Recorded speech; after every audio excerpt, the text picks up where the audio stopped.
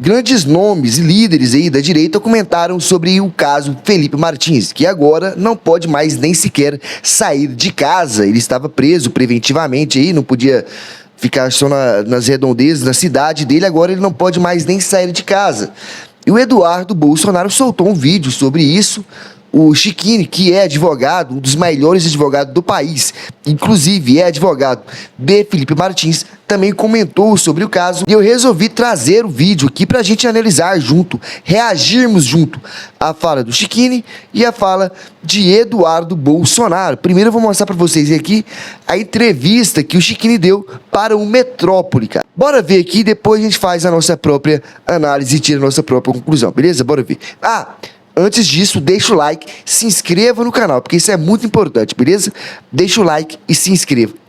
O que nós faremos nesse momento, perante a Suprema Corte, é invocar a mesma presunção de inocência que a Suprema Corte aplicou ao dono do Banco Master, o Vorcaro, que foi preso no seu jato particular, no aeroporto, efetivamente tentando fugir do Brasil. Ficou 12 dias preso, mas hoje circula livremente por São Paulo, enquanto Felipe Martins, que há 555 dias cumpre de forma exemplar as cautelares, está preso domiciliarmente, sem que tenha dado causa a qualquer motivo desse agravamento das cautelares. Não vamos admitir que Felipe Martins seja utilizado como cortina de fumaça aos escândalos que estão sendo publicizados pela imprensa nesse fim de ano. Essa decisão chega em um momento que precisavam criar uma cortina de fumaça, a mudar o foco, a desviar o foco. Vemos que tomou conta hoje do noticiário porque é uma prisão injusta de um acusado que sequer deveria ter sido condenado. Todos sabem da inocência de Felipe Martins. Felipe Martins, que foi processado por uma viagem que não fez, por reuniões que não participou e por minuta que não existe. Hoje é preso por culpa de um terceiro e essa aberrante decisão, ilegal, ilegítima, inconstitucional, sequer tem fundamento. Nunca na história do processo penal brasileiro se viu uma decisão como a decretada hoje.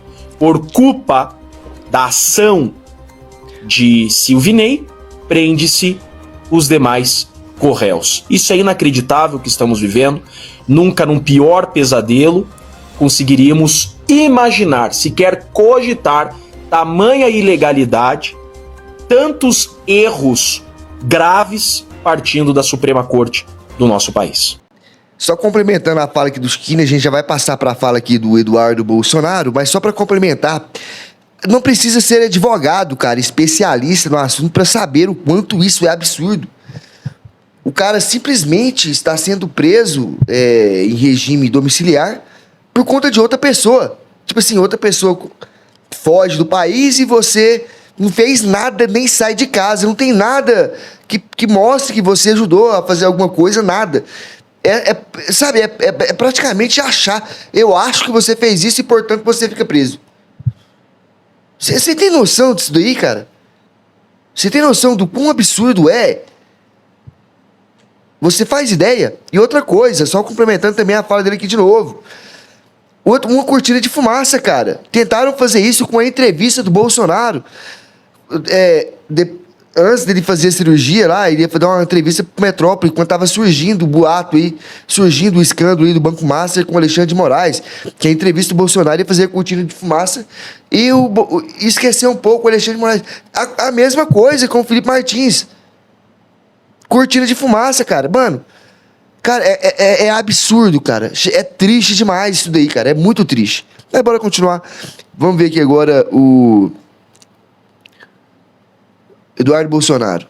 Você já imaginou ser preso porque outra pessoa fez alguma coisa? É claro que isso daí em qualquer país civilizado, ou que ao menos se chame por democracia, é proibido. A nossa Constituição proíbe que a pena passe da pessoa do acusado, passe da pessoa do condenado. Eu estou falando aqui do caso do Felipe Martins, que não fez absolutamente nada e hoje, no meio do recesso, amanheceu com a prisão domiciliar decretada. Felipe Martins tem cumprido todas as medidas cautelares, tornozeleira, comparecimento no fórum, não saída da sua cidade, e ainda assim, o Moraes decretou hoje a prisão domiciliar dele, mesmo que ainda caiba recurso desse processo fantasioso que eles chamam de golpe.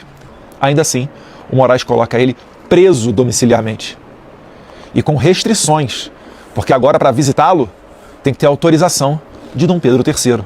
Eles estão tentando colocar isso daí no bolo do Silvinei Vasquez, que ontem foi preso no Paraguai. Mas o que Felipe Martins fez? Absolutamente nada. Eu quero ver qual advogado quer botar a cara para defender essa decisão do Moraes. Mais uma, ilegal, inconstitucional e bizarra. Que Deus nos dê força para conseguir caminhar e liberdade de expressão para ao menos denunciar. Porque, como eu falo, primeiro você forma a consciência, para depois ocorrerem as medidas executórias. Um abraço a todos vocês, fiquem com Deus. Cara, é absurdo demais isso daqui, cara. É tipo assim...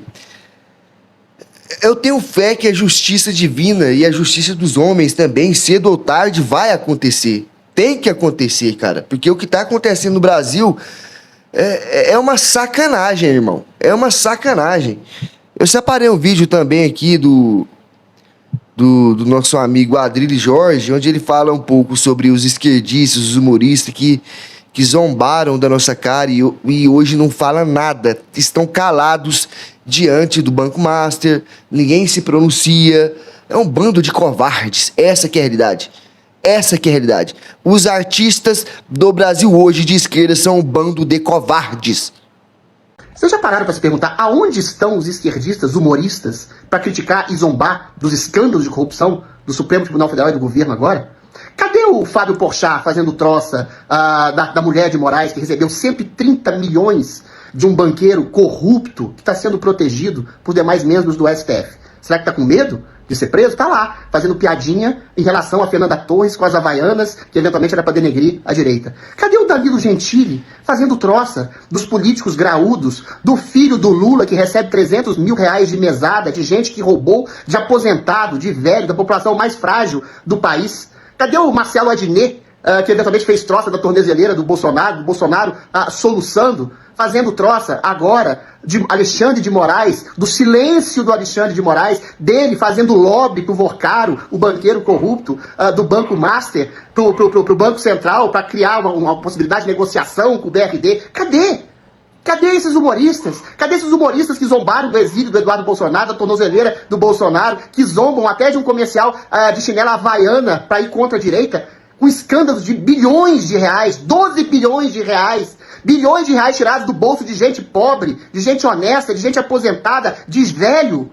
Não fazem uma piada. Sabe por que eles não fazem piada? Porque eventualmente eles são pagos, à solta, eles são aplaudidos por uma gente que gosta de ver zombados, mulheres com Bíblia na mão apodrecendo na cadeia, do Bolsonaro morrendo de soluço pela 8ª cirurgia em relação à facada que ele deu. Eles gostam de zombar de maquiadoras como a Débora, que foram condenadas a 14 anos de cadeia, ficou anos sem ver seus filhos. Gostam de zombar de quem é exilado, quem é censurado, quem é massacrado, quem perde dinheiro, quem se arrebenta dentro da cadeia, de um Daniel Silveira que foi condenado a quase a 10 anos de cadeia, simplesmente fez uma crítica satírica e bem-humorada aos ministros do Supremo. Esse humorismo de esquerda é a desgraça nacional. Eles são representantes máximos de uma classe artística vagabunda, que não tem graça, não tem talento, e ri e zomba da desgraça de um país vitimado por ditadores corruptos, que arrebentam, destroem com a vida das pessoas. É essa zombaria, uma zombaria satânica, do mal. Humorista de valor zomba do poder constituído, do poder opressivo. Os humoristas do Brasil, eles mesmos geram a opressão, a perseguição e zombam das vítimas. É como se tivesse um humorista da Segunda Guerra Mundial zombando dos judeus mortos nos campos de concentrações pelos nazistas. É essa classe de humorista que une Danilo Gentili, Fábio Porchat, Marcelo Adnet e tantos outros sem talentos, que não tem graça e são uma desgraça do humor e da arte nacional. Cara, só para deixar uma coisa clara aqui, o que eu penso, o Danilo Gentili é uma das maiores decepções da minha vida. O tanto que eu gostava desse cara, mano. O tanto que eu admirava. Depois a gente vai vendo que o cara é um covarde, né? Não passa de um covarde. Essa que é a realidade. O Danilo Gentili é um covarde. Ele não fala nada do governo. Não faz uma piadinha como o STF, igual o Adrilles Jorge falou aqui. Mas todo santo dia fica falando coisas de Bolsonaro nem é presidente mais, cara. Ele todo santo dia faz uma zombaria, uma piada, fala alguma coisa, mas sequer faz piada sobre a turma do Lula. Não faz. Por quê? Porque é um sem vergonha. É um covarde. Covarde. Meus amigos, o vídeo vai ficando por aqui. Essa é a minha opinião. Eu quero saber a sua. Deixe aqui nos comentários. Um abraço. Mas antes de ir embora, deixa o like e se inscreve, irmão. Isso é muito importante. É muito importante para continuarmos trazendo as notícias patriotas aqui neste canal, beleza? Um abraço. Fui.